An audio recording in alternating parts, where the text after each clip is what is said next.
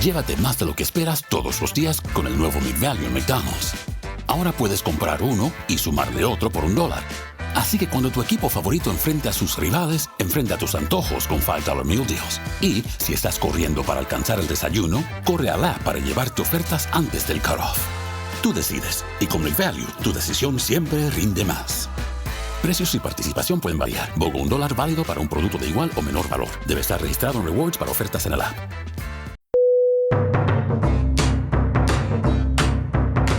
Hello. Welcome to Strong Sense of Place. I'm David Humphreys. And I'm Melissa Jewelwan. In each episode, we explore one destination through the pages of 5 books we love. We search for books that are readable, engaging, opinionated, and tell you about the best. Fiction and non, contemporary and classic. These books help us understand the world and our place in it. We're on a trip around the globe, one great read at a time. Thanks for joining us.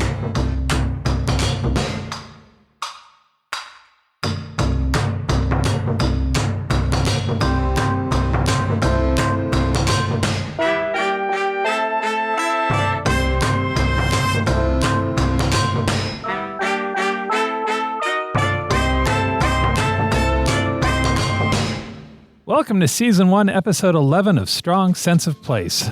Today, we get curious about Cuba.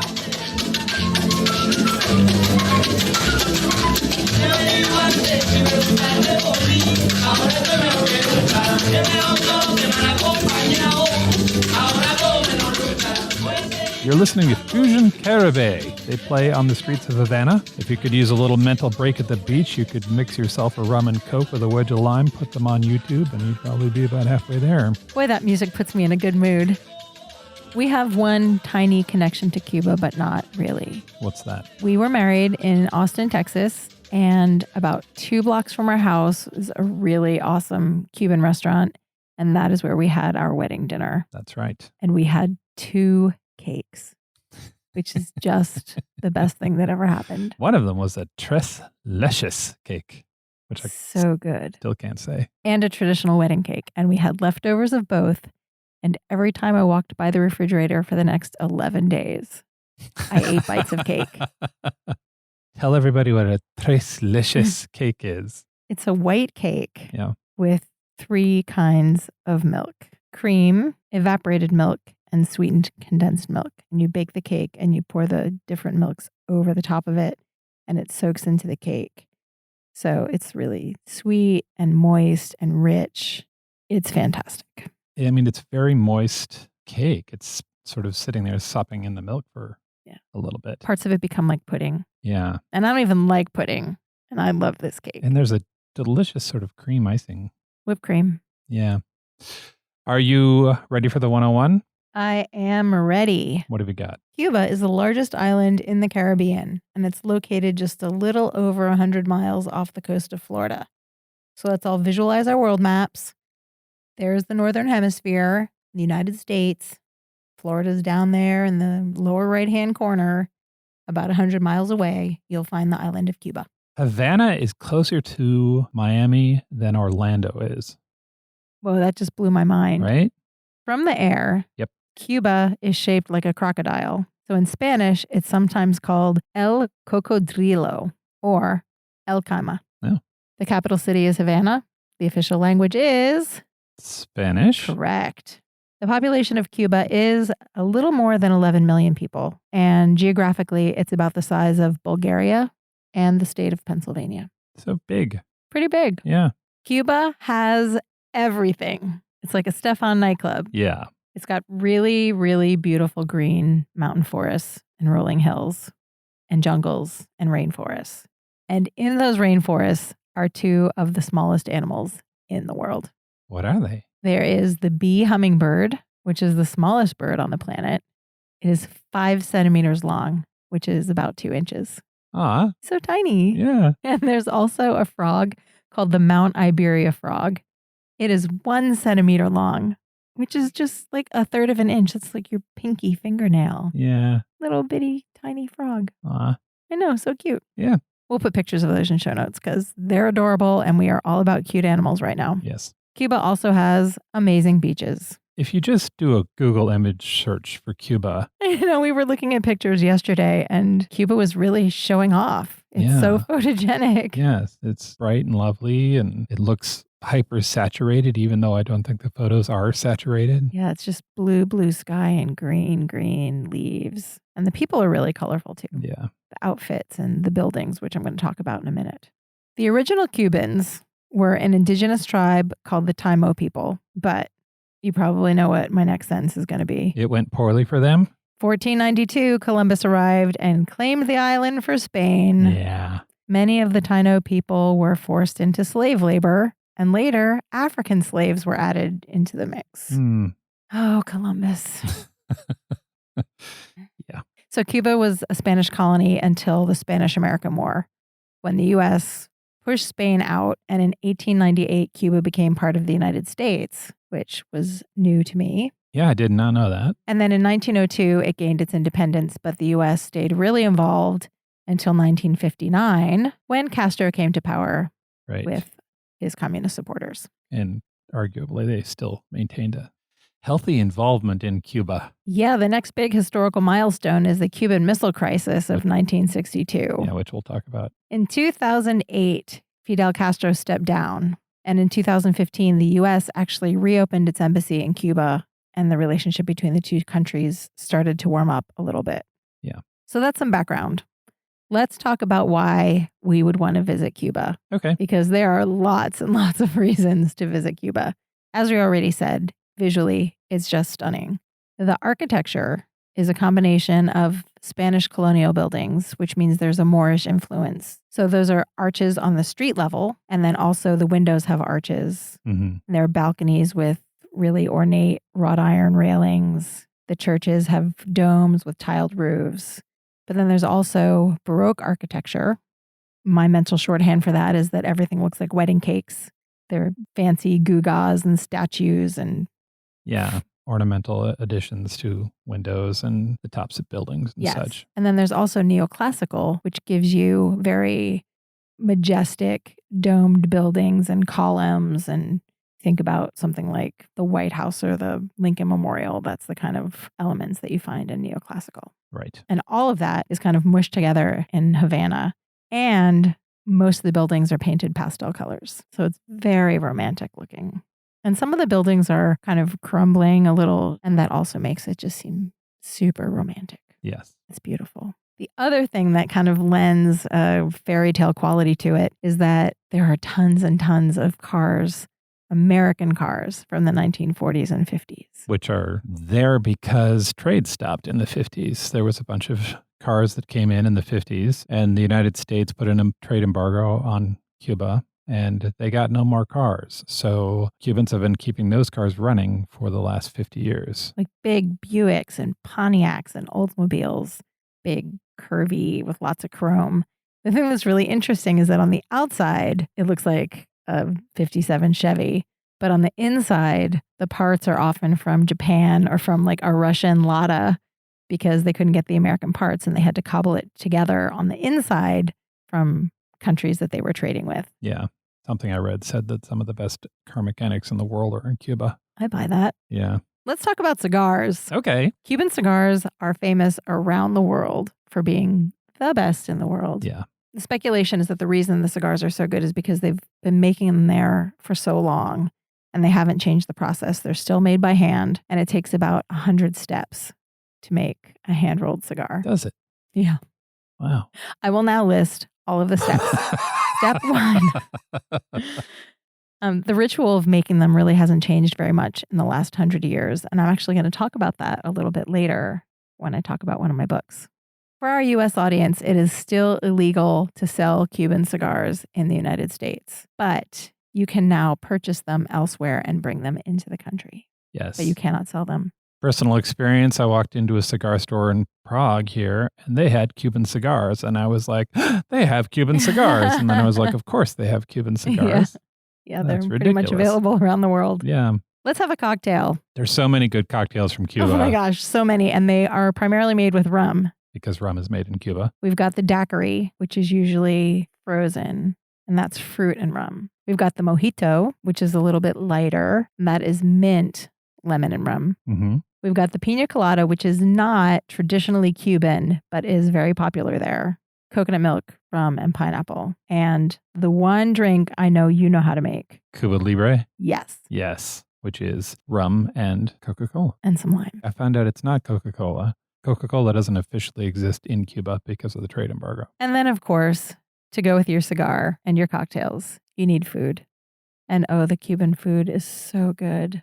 Cuban food, just to make some broad generalizations, is spicy but not hot. So it's very flavorful, but it's not going to sear your taste buds off of your tongue. Yeah. And there's a lot of contrast between sweet and savory and crispy and chewy.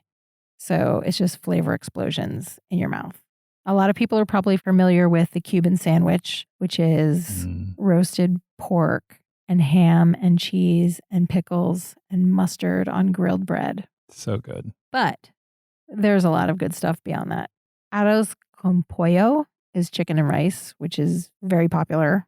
People make that at home. Like these are things that people would cook at home and give to the people they love. Ropa vieja, which is shredded beef cooked with peppers and onions and tomatoes and spices. Picadillo, which is fun to eat and fun to say. That's ground meat with spices, raisins, and green olives. Mm. So you get sweet and salty in one bite. So good. Finally, Cuban music. I was hoping you were going to mention Cuban music.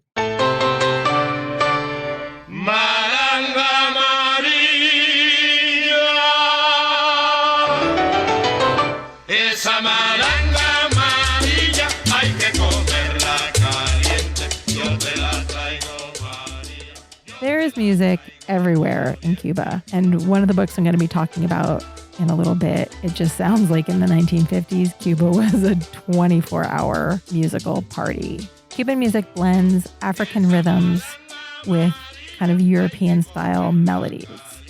So it's like African drums fell in love with a Spanish guitar and they had a really awesome baby. Also, they have like a full emotional range. Yes. From nonstop party to something very close to the blues. Yeah.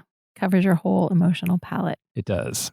Many of the upbeat styles are associated with specific dances. So if you think about your Dancing with the Stars episode, you have the cha-cha-cha and the rumba and the salsa. And those dances all have their own specific type of music and really fancy costumes. So our audience probably doesn't know this, but you know this because you've known me for a long time. I am not really a beach person. I don't like to be hot. I don't like humid weather. So Cuba should not be a place that is high on my list of destinations that I would like to visit. I want to go to Cuba so badly. It really does have something for every kind of traveler. And for readers in particular, there are things that are really interesting. There are some really awesome indie bookstores. If you could imagine your ideal beachside used bookstore, palm trees and sand, and then really nice curated selection of books. There are also several historical libraries in Havana, which are really, really beautiful. And of course, Ernest Hemingway lived in Cuba for 20 years and wrote two of his most famous books there, The Old Man and the Sea and For Whom the Bell Tolls. Yeah. Cuba has one of the highest literacy rates in the world. It's 99.8%. Yeah, it's better than the United States, which is kind of amazing. It used to be much lower. When Castro came to power, I think it was somewhere between 40 and 60%. But part of the platform that he came to power on was education and literacy, and he nailed that. So if you like cocktails and awesome music and flavorful food and a rich literary history, Cuba seems like a really lovely place to visit. Are you ready for Two Truths and a Lie? I hope so. Okay. I feel like I failed miserably in our last episode, but hope springs eternal. Okay. Now, I'm going to say to you 3 statements. 2 of them are true. 1 of them is a lie. Mel does not know which one of these is a lie. Statement number 1. Cuba's most lucrative export is doctors. Statement number 2. We need a little bit of backup for statement number 2. So let's talk about Miami-Dade County. Miami-Dade County is a home of Miami. It's the most populated county in Florida, and it's the 7th most populous county in the United States. It's just after Orange County and right before Dallas. There are more people in Miami-Dade than there are in Brooklyn. Wow. Second statement is 1/4 of Miami-Dade County is Cuban born. Not just Cuban ancestry, but they were born in Cuba. Third statement is the CIA tried to assassinate Castro by delivering a poisonous birthday cake. Castro didn't eat it because they spelled his name wrong. I mean, of course I want that one to be true. Okay. Biggest export is doctors. 1/4 of Miami-Dade County is Cuban born and deadly birthday cake. Yes. I think it's true that 1/4 of the population is Cuban born. That is true. According to the Miami Herald, Miami-Dade is home to nearly 700,000 Cuban-born residents. And as of 2017, that was 25.7% of the total population. It is the largest population of Cubans outside of Havana. Okay, I'm going to say... I mean, would they really misspell his name on the birthday cake?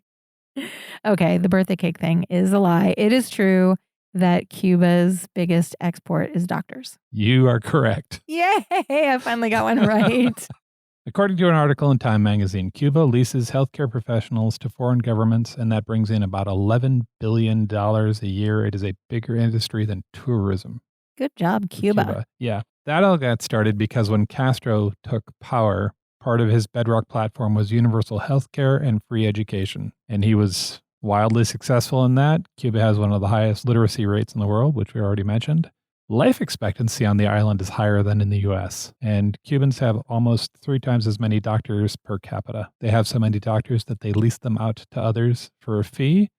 According to the article, there are currently about 50,000 Cuban doctors working in 67 countries. Right on. Yeah. Castro. The cake. Yes. Castro's former head of security says that there were 634 attempts on Castro's life while he was in power. Wow. On the average, that's one a month for the 53 years that he was in power. Do you think he was anxious all the time? Can you imagine somebody trying to kill you on average once a month? No. The height of that, of course, was during the Cold War, and most of those were from the CIA. The CIA tried seemingly everything they could think of, from exploding cigars to a radio rigged with a gaseous form of LSD to a poison syringe that looked like a fountain pen. Wow. One attempt involved a chemically tainted underwater suit because Castro liked to dive. That is so mean. Another was a giant exploding seashell because Castro loved to die and they were hoping he'd stop and look at the shell. And it got a little Wile E. Coyote and Roadrunner for a while. And then for one of the attempts, they recruited Fidel's girlfriend. So there's a femme fatale in Castro's story. They also got the mob involved.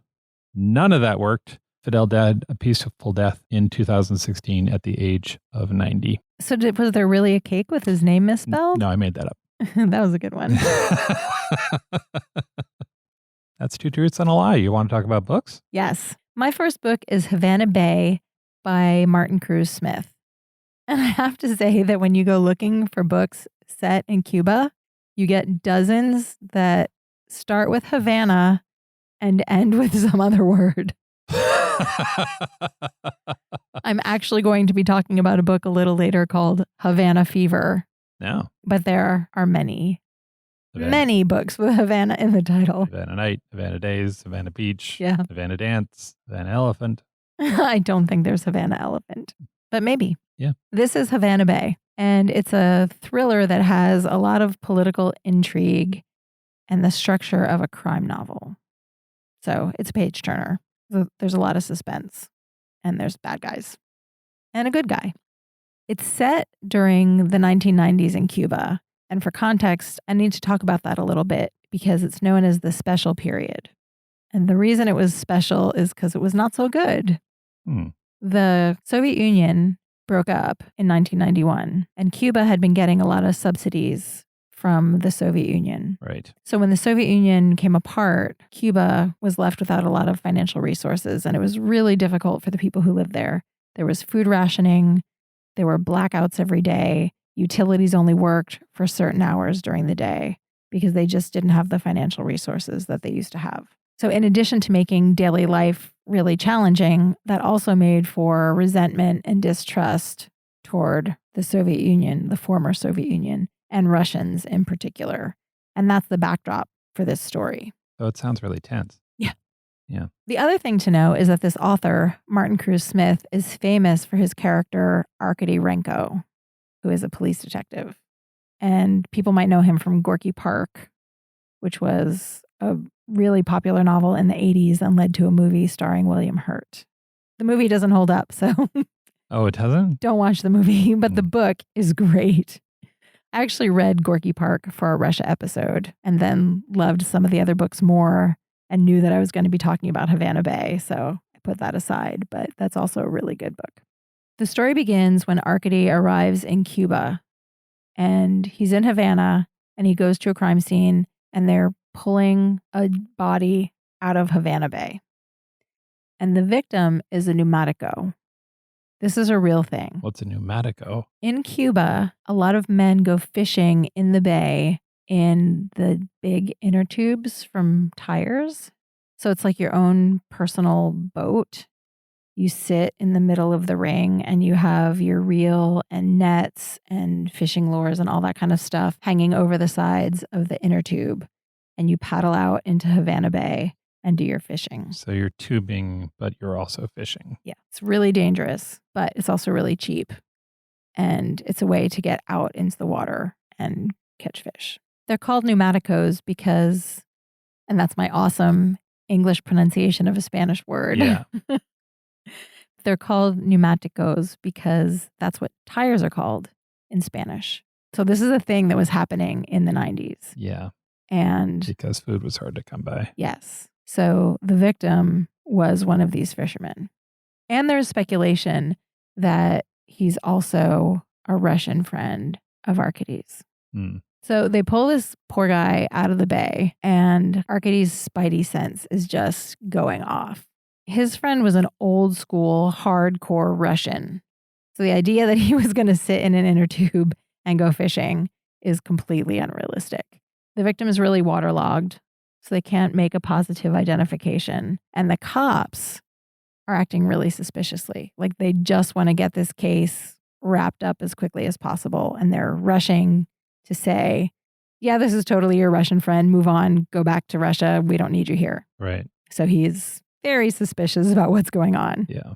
And because he's a detective and he's a good man in tough circumstances, he digs in his heels and he sticks around to find out what's really going on. This is a really well-plotted police procedural, but it also has elements of a spy thriller because everyone is trying to hoodwink everyone else. Oh. They're all trying to find out information. They're all keeping secrets. And it's really unclear who is loyal to Moscow, who's loyal to Castro, and who's just basically trying to stay alive. Allegiances shift or seem to shift throughout the story. It's really a page turner. Yeah. But the thing that really gives it heart, which is why I love it, is Arkady. He's just one of those detectives that's broken in a way that makes him really interesting and sympathetic. What's his background? When we meet him at the beginning of the novel, it's obvious that something emotionally devastating has happened, but we don't really know what it is at that moment. You get the feeling that he was probably a really great detective at one point, but maybe his days are behind him. Okay. Or maybe he thinks his best days are behind him. It's unclear if he's really lost his footing or if he just thinks he has. And then as the story goes on, we get more of his backstory, both immediate and his childhood, which gives you a really deep understanding of why he's so hell-bent on getting justice for people. So this sounds super noirish. Yeah. He's a good man in a tough situation. Yes. But he himself does not necessarily believe he's a good man. Yes, he thinks he's trying to be a good man. Yeah. So in addition to a page-turning mystery and the kind of hero that I really love to get to know, I love this for Strong Sense of Place because it really brings in so much of what it's like to live in Cuba, but it's woven into the story. It's not like a travel log where it's slapped into the introduction. Cuban life is what is driving what's happening in this story. And it's really, really well done. And you really get a sense of what it was like to live during the special period just by seeing how people are living. Like, it's not drawing attention to itself. From what I've read, it's never been an easy time to live in Cuba. Cuba's kind of a tough country. Yeah. For residents. But right after the fall of the Soviet Union would have been particularly awful because they were depending on the Soviet Union to maintain a lot of the food trade and all of that. Yeah. And then for that to suddenly disappear with no alternative in sight would be awful. On the upside, Yes. there are also a lot of really evocative details about Santeria and Cuban music and the glory days of Cuban casinos and dancing. There's a party that Arcady goes to that is, I'm not going to give anything away. It's amazing. It has everything. And this is actually the second time I read this book. I read this, I don't know, 10 years ago. Mm-hmm. And I remembered that party scene. When I got to it as, I know this party. Yeah. This is a really intense party. So this version of Cuba in this book is super dangerous and really humid and sweaty and vaguely sinister. But I also really, really want to time travel to this version of Havana. Really? And drive along the beach in one of those vintage cars with Arcady. Yeah. Yeah, it's really great. Oh, that's nice. So that's Havana Bay by Martin Cruz Smith. My first book is 1 Minute to Midnight. Kennedy, Khrushchev, and Castro on the brink of nuclear war. Dun, dun, dun. This is where the foreshadowing of the Cuban Missile Crisis comes to land. Exactly. It's hard to overstate how close the world came to nuclear war for 13 days in 1962. We were so close a number of times. And it's also hard to frame how different the world was. For instance, I didn't exist yet. Neither of us existed. Also, one of the players in the Cuban Missile Crisis was famous for leading the world's last great cavalry charge. Wow, that's amazing.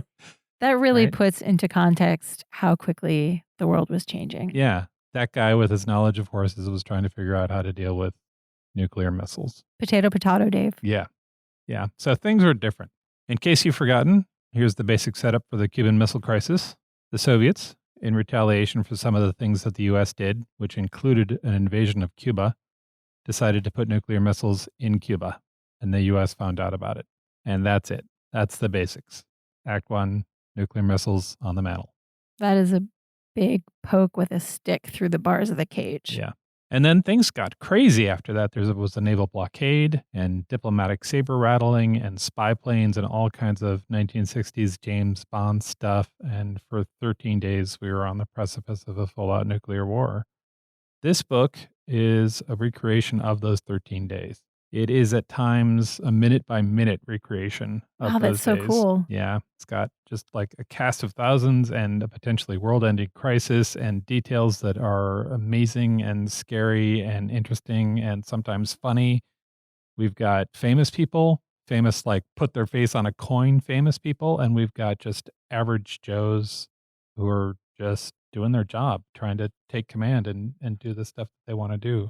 There are 3 problems that come up over and over again. First, there's the bit that in the modern age, we've come to accept that like a nuclear war is unlikely because of the mutually assured destruction problem, right? If we shoot missiles, they're going to shoot missiles and we're all going to die. See the 1980s movie War Games. Or pretty much any other nuclear movie. In 1962, there was the idea of a limited nuclear war, right? That maybe we could take out one of their cities and they would take out one of ours and then we'd stop and talk about it. Even Steven, we're done. Yeah. Worse than that, there was the idea that, well, maybe the other guy believes that. If you're Kennedy, do you think Khrushchev is going to think a limited nuclear war is okay? And how much does Khrushchev care if we put a nuclear missile in Havana? That's the tension there. Second, there was a command issue. Now we think that nuclear war is less likely because it would have to come from a direct order from the White House, right? And there are nuclear codes and there's 2 guys and they have to unlock it and this whole thing. But then 3 guys in a field in Havana could launch a nuclear missile. Yeah. And there's a story in the book about how we came 1 guy from having a nuclear war. 1 guy. had the motive and opportunity to launch a nuclear missile and thought, better not. I'm just making a face with really big eyes. I don't even know what to say to that. Yeah. So third, there's the communication problem, right? So now you can get a message across the world instantaneously. I can get video feed from, my father's living room to our living room right now. Right. In real time. In real time. Then, if you wanted to send a message from the White House to the Kremlin, you wrote it down, you split it into 4 parts, you ciphered the parts, and then you sent the different parts through different methods to Moscow. It took about 12 hours to get a message from the White House to Moscow and back again. That is a really long time for someone who's got their finger hovering over a button. And there was no red phone then, right? Uh-huh.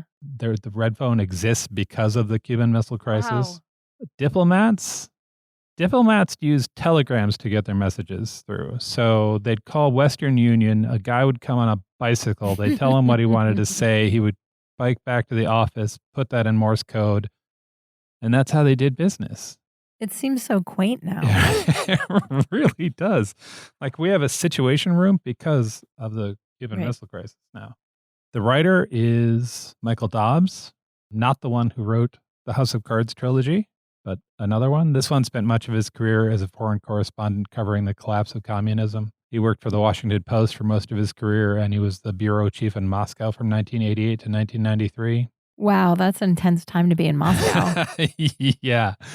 So he had some ins, and his writing style is exactly what you would expect. He's super aggressive with his research. In the preface, he talks a little bit about how he triangulated interviews of U.S. and Soviet participants with existing documents, and he studied raw intelligence film to understand what was happening in Cuba. And he published a map he uncovered in the National Archives to dramatize the showdown. He was one of the first Western reporters to talk to some of the Soviet participants. This is one of a trilogy of books of the relationship between the United States and Russia that he's written.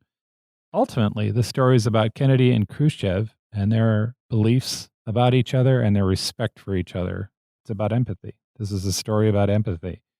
And I found it fascinating and surprisingly emotionally rich, and I highly recommend it. It's called 1 Minute to Midnight, Kennedy, Khrushchev, and Castro on the Brink of Nuclear War by Michael Dobbs. My next book is completely different. Okay. It is a historical novel set in 1963 Cuba, and it's called The Distant Marvels by Chantal Acevedo. It's narrated by our heroine. Her name is Maria Serena, and she has a very special job.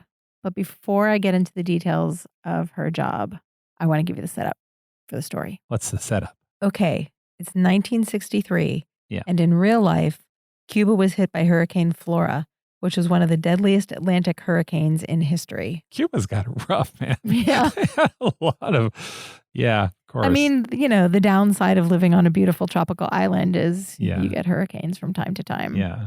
A Miami Weather Bureau chief said that Hurricane Flora was, quote, probably the most damaging hurricane to hit Haiti and Cuba since the days of Columbus. Wow. It was so bad that they retired the name Flora afterward. And now the name for F in the hurricane alphabet is Fern. So Flora is the Jackie Robinson of hurricanes. Yes. So that was happening in real life. Yeah. In the book, the hurricane is bearing down on the island, and 7 women are forcibly evacuated to the governor's mansion. They don't want to go. They want to stay in their houses. They've been through hurricanes before.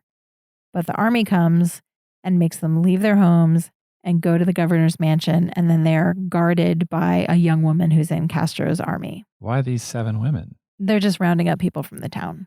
Oh, all right.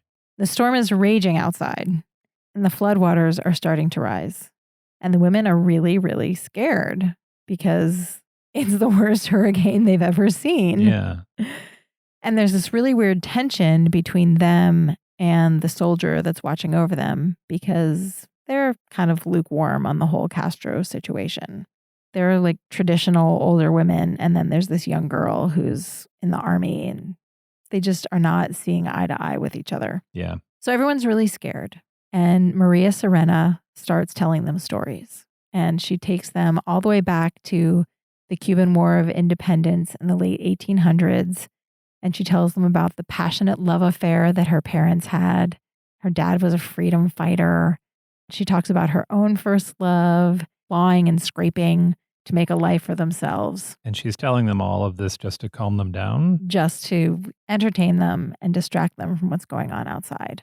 So the stories are like big swashbuckling adventures, and some of them are really heartbreaking and sad. This is the meat of this book. Like the whole thing is just a love letter to storytelling and the power of stories to distract you and to help you forge connections with other people. That's great. Which leads me to Maria's job. Ask me why Maria Sereno was the one chosen to tell the stories. Why was Maria Sereno the one chosen to tell the stories? Because her job is a lectora in the cigar factory. What's a lectora? I'm so glad you asked me that. I feel like I've been set up a little bit here. The lectoras are people whose job it was to read to the tobacco workers in the factory as they rolled the cigars. And I read that detail in the book and thought to myself, please, please let that actually be true. And I went to Google and found out that it is in fact a real thing. So there's a cigar factory with a bunch of men and women rolling cigars, and there's someone whose job it is to sit there and read to them. Yes. Oh, that's nice. When it first started, the lectora would just be one of the other people who worked in the factory. They wouldn't get paid for the hour they were reading. So the rest of the cigar workers would pool their wages and pay them to read to them for an hour. Now it's actually a position that is specifically hired for. And if they don't like the way you read, you are out. Yeah. And the lectoras serve two purposes. First of all, in the past, they helped to educate people who came to work in the factory. Many of the people who worked there came from out in the countryside.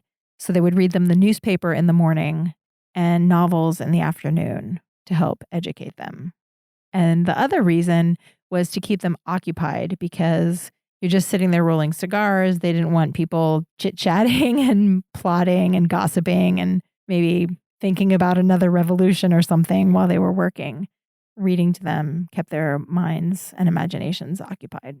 As time went on, the lectores also became the middleman between the workers and the management. So if there was an issue on the floor, the lectores would go and talk to management and try to get that worked out. It's actually a well-respected position.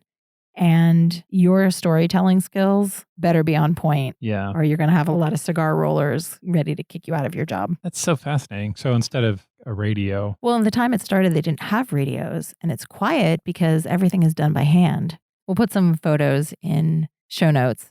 And we also will have a blog post with more details about how the whole thing worked.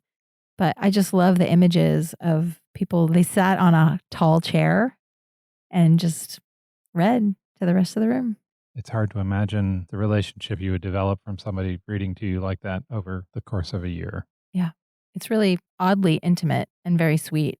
Mm-hmm. So when I visualize this story in my mind, it's very sepia toned. It's a little bit dreamy and magical. It's not quite as far into the magical realism as, say, like Water for Chocolate, which I talked about in our Mexico episode.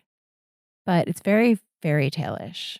Fairy tale-ish in what way? Well, one of the first things we learn about the narrator, Maria, is that she was named by a mermaid. Really? Yeah.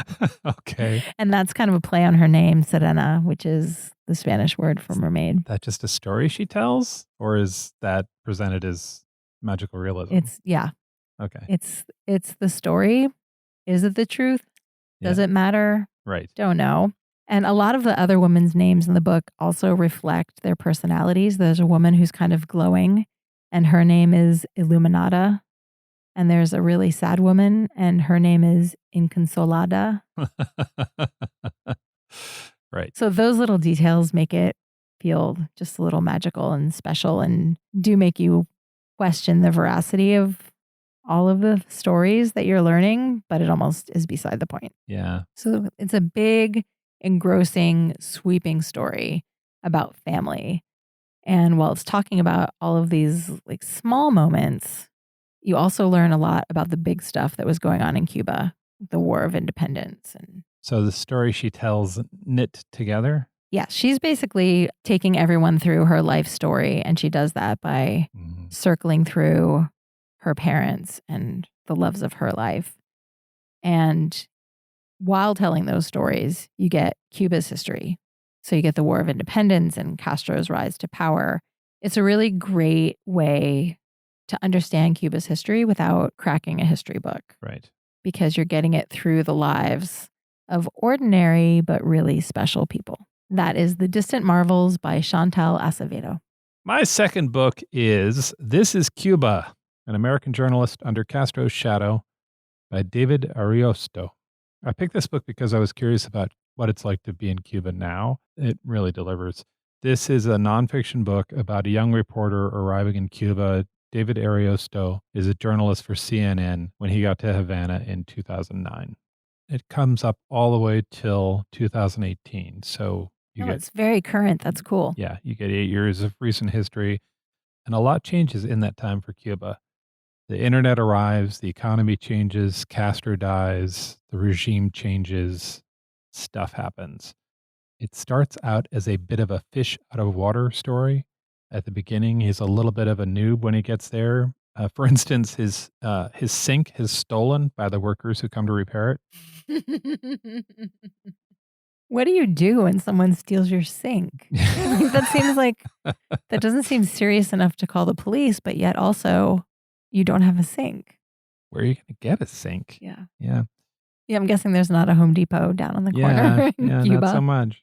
He doesn't have air conditioning on an island nation south of Miami. His house is empty because his furniture never shows up. It just doesn't. He learns how Cuba works and what it's like to be a resident there, at least as a foreign national. And so do we. We find out. A lot of it is just his day-to-day, how he gets groceries and who he meets and how he figures out how to navigate the different groups in Cuba. He gets wiser and he gets more cynical. A lot of the book explores what it means to live in a culture that is frequently without. So food isn't scarce typically, but it can take forever to get, and you get what they have. Light bulbs can be challenging. At one point, Arioto, the author, has a motor scooter and it needs a spark plug. And that's a weeks of adventure for him to figure out how to get the spark plug.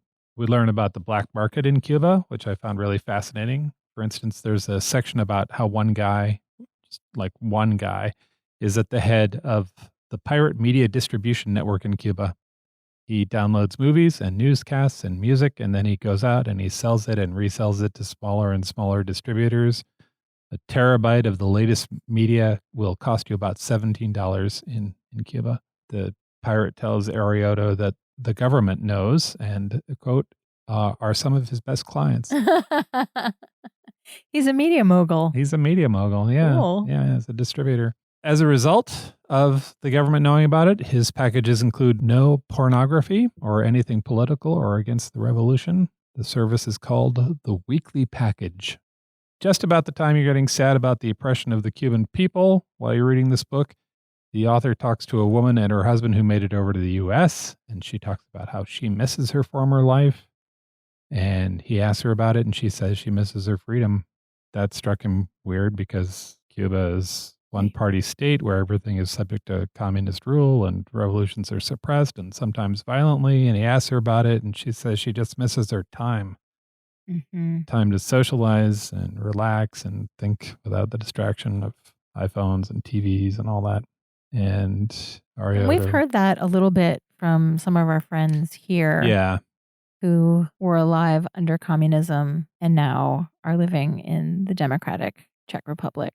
All of them have said life is definitely better now, but they're also a little nostalgic for some of the things that made life easier. Yeah, that was really fascinating to me. The detail that I hang on to is that it was great for kids. That our friend who was describing living under communism was talking about how everybody was in an apartment. Everybody had what everybody else had. The kids all got to play together all day long.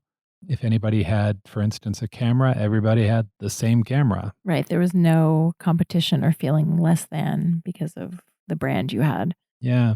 And the oranges at Christmas time. Yeah. And that was another thing, right? There were things that were special. that you only got oranges at Christmas time. And now they came from Cuba. And they came from Cuba. And now you can get anything anytime and it's not special anymore. Right. Which I thought was a really interesting way of looking at the world. And, as a U.S. born and bred, that was all news to me. Mm-hmm. That somebody could be nostalgic for communism and that they could be nostalgic for the time when they didn't have, or the time when the thing was special. Yeah. So that's part of this book. Ariota realizes that freedom might mean different things to different people. Like I said, the book goes all the way up to May of 2018, so you get a sense of what the Trump presidency has done. It's a little noirish, the book, and many of the stories that we talk about from Cuba, right? The title alone, "This is Cuba," is taken from a phrase that he hears from the locals when they talk about how crazy it is to live there and the different things that they have to go through. But it was also hard. Is it accompanied by a shoulder shrug? Yeah, this is Cuba. But it was also hard not to hear that the same way that's said in the movie Chinatown, right? When the guy's like, forget it, Jake. It's Chinatown. Cuba's a tough town. Cuba's a tough place to live. So ultimately, a little bittersweet. It's this book. It paints a picture of a place that is romantic and dangerous and beautiful and hard on the people who have to work there. But if you're interested in Cuba's recent politics or what it's like to live there now, it's a good read. That sounds really fascinating, both of the books you talked about today. I would like to put that knowledge directly into my head. Yeah. Yeah. That is This is Cuba, an American journalist under Castro's shadow by David Ariosto. My last book is an excellent book with a cheesy title, Havana Fever by Leonardo Padura. How can a great writer choose a title like Havana Fever? And he is a great writer. He has some major credentials. Leonardo Padura was born in Havana and was an investigative journalist before he started writing screenplays and stories and novels. In 2012, he was awarded the National Prize for Literature, which is Cuba's big literary award that recognizes how a writer has enriched the legacy of Cuban literature. Wow. It's like a lifetime achievement award. Yeah. So this book is actually the 5th book starring his detective character. But the first 4 are a quartet that go together. You don't have to read them in order. So this is a crime novel. It's a murder mystery that's set in 2003 Havana. But the mystery is about a murder that happened in the 1950s and has ties to gangsters. Cold case. It's a cold case, and it's very steamy and romantic. Our hero Mario is a retired police detective, and he is big on hunches. He's really smart and experienced and driven, but he really lets his feelings guide what he's doing, which sets him apart from a by-the-book kind of cop. Yeah. He's even not really sure why he became a cop in the first place. Like, he questions that a lot throughout the course of this book. And he's much happier now because he has a new career as a used book dealer. That's quite a career shift. So he's he's a reader. He's a word man. He trusts his instincts. And then he's also dealing with cops and crimes. So he's a really fun character. Yeah. Now that he's off of the police force, he's created a really, really nice life for himself. He has a girlfriend that he loves. He has a found family of misfits that are really fun to get to know. And they hang out and they drink and they eat. They're in Cuba. They're sitting on the porch, talking about life, smoking a cigar. And everyone calls him the Count. So he spends his days ferreting out good book collections. He pays a fair price to people who desperately need it, and then he resells their books. Okay. So one day he stumbles onto this huge library, thousands of really valuable books, and he literally stumbles into it. It's his habit to just walk around the neighborhood, nice, fancy, posh neighborhoods, and ring doorbells to see if he can find anything worth selling. Really? Yeah. Huh. That's his approach. Okay. Which, again, is such a foreign idea for someone, I think, who lives in the United States. Yeah. But is not weird in the context of Havana. Okay. So he rings the doorbell at this super fancy house, and there's this huge library that hasn't been touched since its owner, who was a really rich guy, had to flee Cuba in 1959. So to put that into context, the communists came into power. If you were a super rich guy in a posh house with a fancy library, you needed to skedaddle. Yeah. So he got the heck out of Cuba, but his library is still there intact. And the Count decides he's going to go through the library. He's going to buy some books, and then he's going to resell them and make a boatload of money. Yeah, because he's got unknown riches in this library. Yes. He pulls a book off the shelf, and he's daydreaming about how he's going to spend all of his newfound wealth, and a newspaper clipping falls out of a book. And it's about a bolero singer from the 1950s named Violeta del Rio. Everything about this sounds fantastic right now. I mean, can't you just see the newspaper clipping fluttering out of the book? Absolutely. With this picture of this beautiful woman on it. Mm-hmm. Havana in the 1950s was a big party. There were huge, glamorous nightclubs where you could see live music every night, all night long. And the audience was made up of gangsters and movie stars. So you could run into like Marlon Brando and Cab Calloway and Errol Flynn and Josephine Baker all in the same night. It was like spring break and Las Vegas and Coachella all mushed together. Yeah. And in the fictional world of this book, Violeta del Rio was right in the middle of all of that. So the article leads the Count to find out that Violeta died under mysterious circumstances.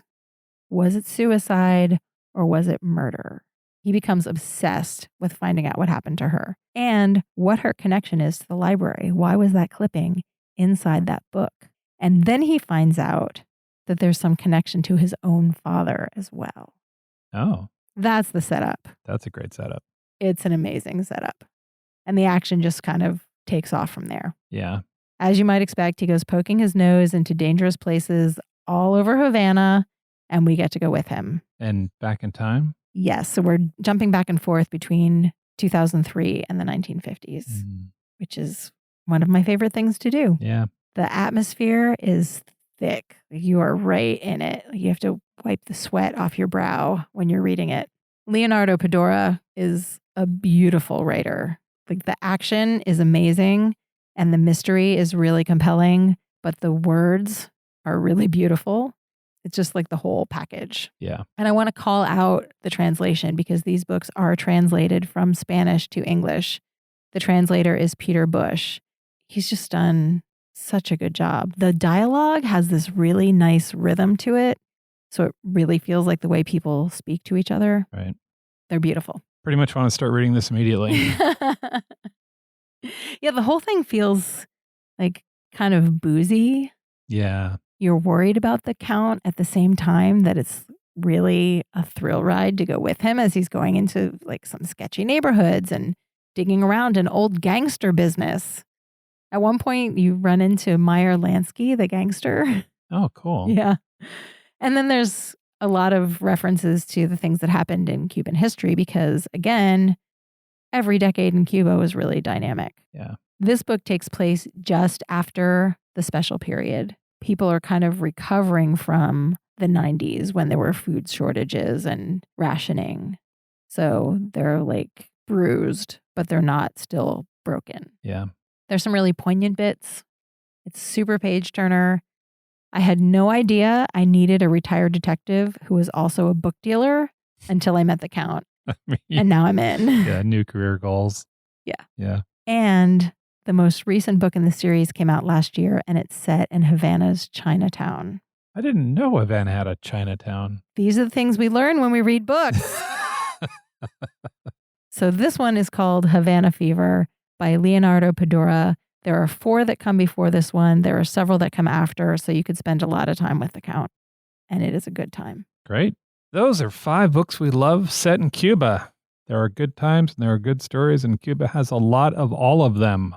Visit our show notes at strongsenseofplace.com for links and details. Mel, can you tell us about the blog post you wrote for this episode? I became fascinated by the lectores. So I have a blog post that goes into more detail about how the lectores came to be and what that job was like and the role they played in the cigar factories. It's really fascinating. And they still exist, which I just find so interesting. And I kind of want to work at a job where I sit at a desk and do something with my hands and someone reads me stories. I realize as I'm saying that out loud, it's making it sound really romanticized and that it probably wasn't that kind of experience all the time. But I do like that the approach was, we will entertain these people by reading to them. Yeah. And the other blog post this week is Food and Fiction, which will be out on Wednesday, and is a recipe for picadillo with plantains. It's really easy to make, so you don't have to be a super wizard in the kitchen. And it's very comforting and very delicious. And you could have some seltzer with lime or Cuba Libre on the side and play some Cuban music, and it would be almost like being there. Thank you for listening to Strong Sense of Place. For more on Cuba, including the books we discussed today, more book recommendations, and literary landmarks, visit our website at strongsenseofplace.com. Be sure to sign up for our weekly newsletter. Mel works on that all day Friday. It's great. It's awesome. There's so much good stuff in there. And please follow us on Instagram for photos and illustrations and short book reviews and other stuff we love. We are at Strong Sense of. Thank you so much to everyone who sent us emails to let us know how much you're enjoying the podcast. They really make our day. We read them out loud to each other, sometimes several times. Thank you for the support. It really means so much to us. If you do like this podcast, another way you can help us is to rate it and review it on your favorite podcast app, on Apple Podcasts, wherever you feel most comfortable doing that. And if you don't like to do that, you can just tell a friend. Everyone you tell helps us immensely. And if you've already told somebody, thank you so much. We really appreciate you. Mel, what are we covering in our next show? First, I want to say that our next show is our last episode in this season. Yeah. Episode number 12. Yes. And it's going to be a really good one because we are going to the circus. Thanks for listening, and we'll talk to you soon.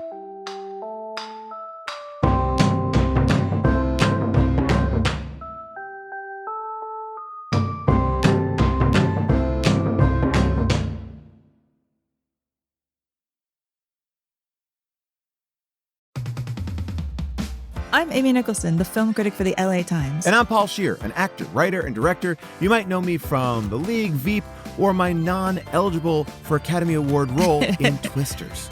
We love movies, and we come at them from different perspectives. Yeah, like Amy thinks that, Joe Pesci was miscast in Goodfellas, and I don't. He's too old. Let's not forget that Paul thinks that Dune 2 is overrated. It is. Anyway, despite this, we come together to host Unspooled, a podcast where we talk about good movies, critical hits, fan favorites, must-sees, and in case you missed them. We're talking Parasite to Home Alone. From Grease to The Dark Knight.